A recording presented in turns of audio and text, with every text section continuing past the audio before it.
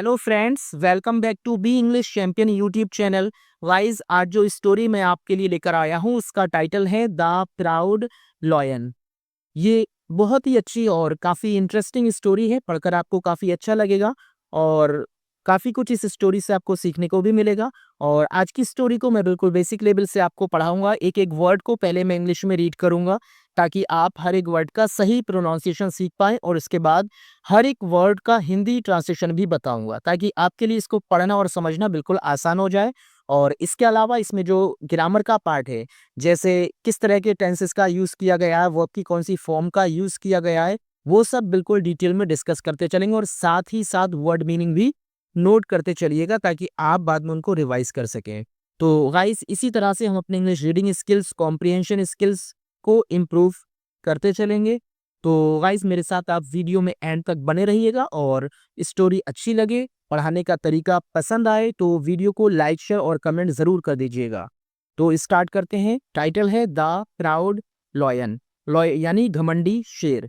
तो लॉयन एक noun parts of speech है और प्राउड लॉयन को क्वालिफाई करता है। इसके बारे में एक एक्स्ट्रा इंफॉर्मेशन देता है। लॉयन कैसा है? प्राउड है यानी घमंडी है। तो ये आपका एडजेक्टिव पार्ट्स ऑफ स्पीच है। तो किस तरह से ये टाइटल इस स्टोरी से रिलेट करता है, तो हम इस स्टोरी के थ्रू ही इसको समझेंगे।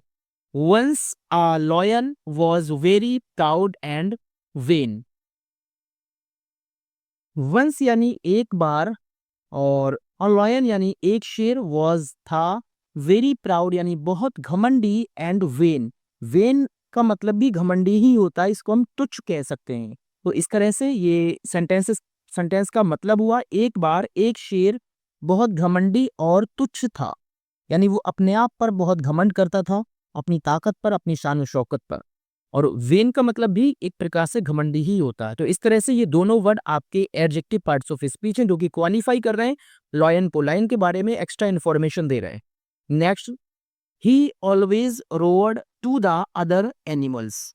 ही यानी वो, ऑलवेज हमेशा, रोड यानी दहाड़ता था, टू द अदर एनिमल्स यानी दूसरे जानवरों की तरफ वो हमेशा दहाड़ता था। आई एम योर किंग यानी मैं आपका राजा हूं। तो वो दहाड़ता था तो दहाड़ कर वो ये कहता था कि मैं आपका राजा हूं। Once he wore his fancy robes and all his gold and silver medals. Once यानी एक बार, ही उसने, वोर यानी पहने, ये वियर की सेकेंड फॉर्म है।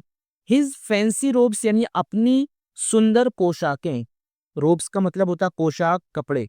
तो अपनी सुंदर पोशाकें, फैंसी जो ज्यादा खूबसूरत होती हैं। And all his gold and silver medals, और अपने सभी सोने और चांदी के मेडल। तो एक बार उसने अपनी सुंदर पोशाकें और अपने सभी सोने और चांदी के मेडल पहने। He invited all the animals to admire them.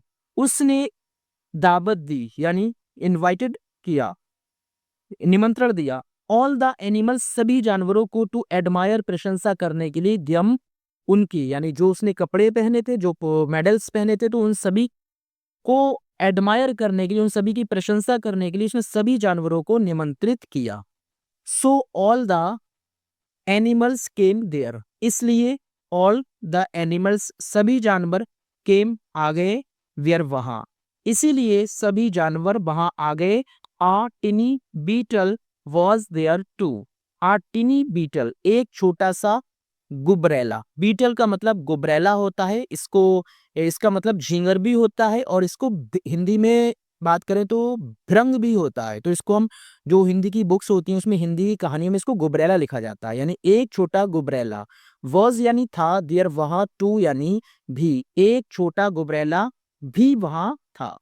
She kept singing as she watched the lion. तो गुबरैले को यहाँ फीमेल माना गया, तो शी यानी वो, केप्ट सिंगिंग यानी गाती रही, यानी गाना गाती रही, एज जिस समय, शी वॉच्ड उसने देखा, द लॉयन उस शेर को।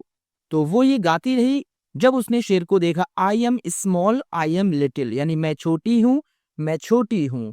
People look down and can't see me. People यानी कि लोग, लुक डाउन यानी नीचे देखेंगे, एंड कांट सी और नहीं देख पाएंगे, मी मुझको, यानी लोग नीचे देखेंगे लेकिन मुझे नहीं देख पाएंगे। द लॉयन कमांडेड टिनी क्रीचर बो बिफोर मी। द लॉयन यानी शेर ने कमांडेड आदेश दिया, टिनी क्रीचर यानी छोटे प्राणी। बो यानी सिर को झुकाओ, बिफोर मी यानी मेरे सामने सिर को झुकाओ। तो यहां पर उसने ऑर्डर दिया। द बीटल सेड, गुबरेली ने कहा, योर मजेस्टी यानी महाराज, I know that I am small, but if you look at me closely you will see that I am boing. तो आई नो मुझे पता है या मैं जानती हूं दैट कि आई एम स्मॉल मैं छोटी हूं, बट लेकिन इफ अगर यू तुम लुक देखोगे एट मी मेरी तरफ, क्लोजली का मतलब है करीब से, तो यू विल सी तो तुम देख पाओगे दैट कि आई एम बोइंग मैं झुकी हुई हूं। तो उसने क्या कहा, महाराज मैं मुझे पता है मैं छोटी हूं, लेकिन अगर आप करीब से मेरी तरफ देखेंगे तो आप देख पाएंगे कि मैं झुकी हुई हूं। The lion immediately bent down to see the tiny beetle.